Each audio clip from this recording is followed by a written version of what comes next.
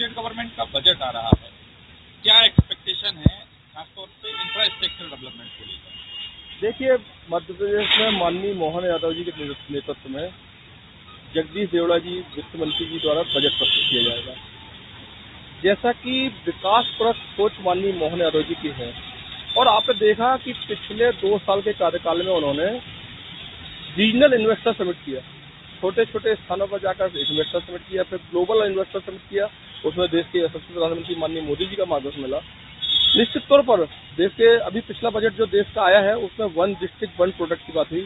जबलपुर का जो डिस्ट्रिक्ट का प्रोडक्ट है मटर, उसकी जियो टैगिंग हुई है। निश्चित तौर पर क्षेत्रीय स्तर पर जाकर और इंफ्रास्ट्रक्चर की बात हो, जबलपुर तो आज विकास के पंख लगे हुए हैं। रिंग रोड की बात करें, हम मध्य प्रदेश का सबसे बड़ा फ्लाईओवर की बात करें, जियोलॉजिकल पार्क की बात करें, मध्य प्रदेश के लोक निर्माण मंत्री माननीय राकेश सिंह जी के नेतृत्व में सड़कों का जो जाल बिछाया है, जबलपुर में जो इतनी सारी सौगातें मिली हैं, निश्चित तौर पर इस बजट में भी 4,420 करोड़ रुपए का बजट पिछली बार था, इस बार लगता है उससे भी ज्यादा बजट होगा। और जो जीडीपी का और ऋण का अनुपात है, उसको भी फिजिकल डेफिसिट उसको बोलते हैं, उसको भी कम लाने का लगातार प्रयास किया जा रहा है। देश में, प्रदेश में बेरोजगारों की संख्या कम हुई है, देश में उद्योगों से बढ़ने से लोगों को रोजगार के अवसर प्रदान हुए हैं।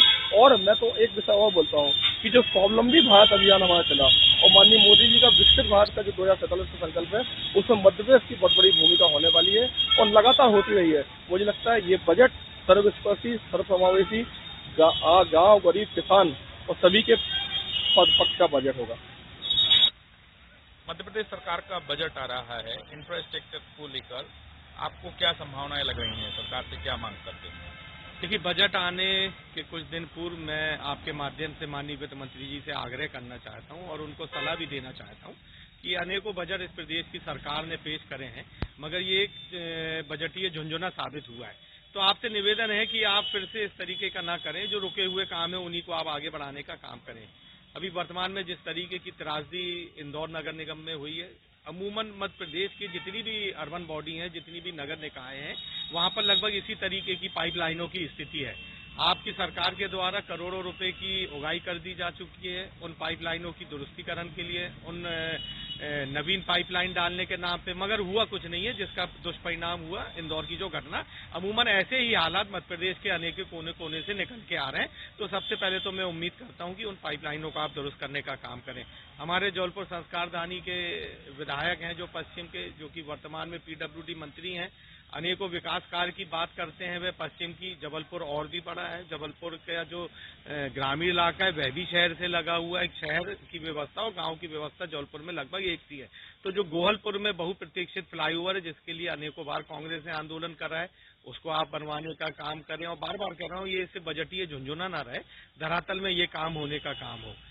मैं उम्मीद करता हूं कि वित्त मंत्री जी इस ओर ध्यान देंगे और इस प्रदेश के विकास के लिए जबलपुर में हमारा इंफ्रास्ट्रक्चर बढ़े, इस प्रदेश में इंफ्रास्ट्रक्चर बढ़े।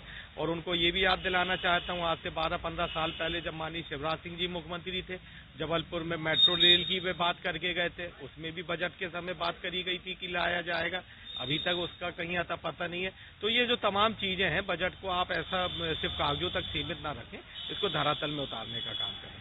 देखिए, मध्य प्रदेश सरकार जो भी बजट अभी आने वाला है, उससे हम जबलपुर वासी बहुत सारी अपेक्षाएं रखते हैं और कई सालों से हम अपेक्षाएं रखते आए हैं। लेकिन देखने में आया है कि जबलपुर को उसका हक देने में कोई भी सरकार अभी तक पूर्ण रूप से सफल नहीं हुई है।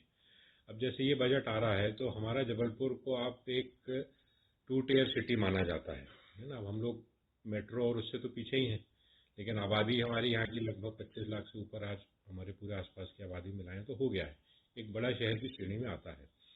तो हमारी ये राज्य सरकार से अपेक्षाएं हैं कि हमारे जबलपुर शहर में मेट्रो कब चलेगी। मेट्रो रेल की बात कर रहा हूँ मैं। इंदौर में आपने चला ली, भोपाल में चला ली, जबलपुर में भी तो चलाई है, नागपुर जैसे शहर में भी चलने लगी है। हमारे यहाँ पे IIM कब खुलेंगे, इंडियन इंस्टीट्यूट ऑफ मैनेजमेंट हमारे जबलपुर में भी खुलना चाहिए। इसी प्रकार से IIT हमारे जबलपुर में खुलना चाहिए, एम्स हमारे जबलपुर में खुलना चाहिए। हमारे जबलपुर के लोग भी तो मध्य प्रदेश के वासी हैं, हम लोग को भी तो सारी सुविधाएं मिलनी चाहिए। सरकार की योजनाओं में आप शामिल करो।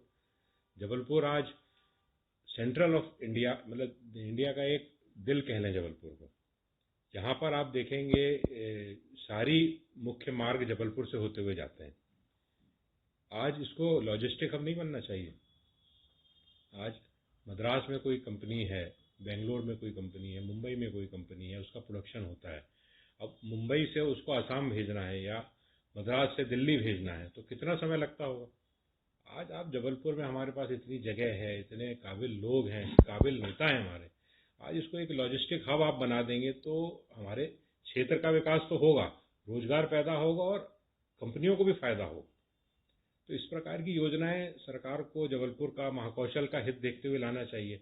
आज एयरपोर्ट की बात देख लिया, एयरपोर्ट तो आपने बना दिया 500 करोड़ रुपए का, फ्लाइट कितनी है, मात्र 6 फ्लाइट चलती हैं। तो ये जबलपुर के साथ क्या न्याय है। आज इंदौर में 100 से ऊपर फ्लाइट्स ऑपरेट हो रही हैं, भोपाल में 50 फ्लाइट्स ऑपरेट हो रही हैं, आज जबलपुर में 6। आज हमको जबलपुर से साउथ की कनेक्टिविटी चाहिए तो ले दे के बेंगलोर की एक फ्लाइट है। आज हमको नॉर्थ ईस्ट में जाना है तो आज दिल्ली जाइए, दिल्ली से दूसरी फ्लाइट पकड़ के फिर जाइए। आज जबलपुर को पूना से कनेक्ट करिए, जबलपुर को अहमदाबाद से कनेक्ट करिए, जबलपुर को जयपुर से कनेक्ट करिए, जबलपुर को रायपुर से कनेक्ट करिए। हम तो यहाँ तक कहते हैं कि आप इंदौर की जो फ्लाइट्स हैं वाया जबलपुर चलाने लगी ना तो 2, 4, 5 जगह की कनेक्टिविटी जबलपुर को मिल जाएगी। तो सरकार को इस पे ध्यान देना चाहिए। जबलपुर की जनता बहुत दिनों से ये अपेक्षा राज्य सरकार से रखती है। लगातार अपना समर्थन भारतीय जनता पार्टी को जबलपुर ने दिया है। विगत 3 बार से बम्पर मेजोरिटी के साथ सरकार बन रही है।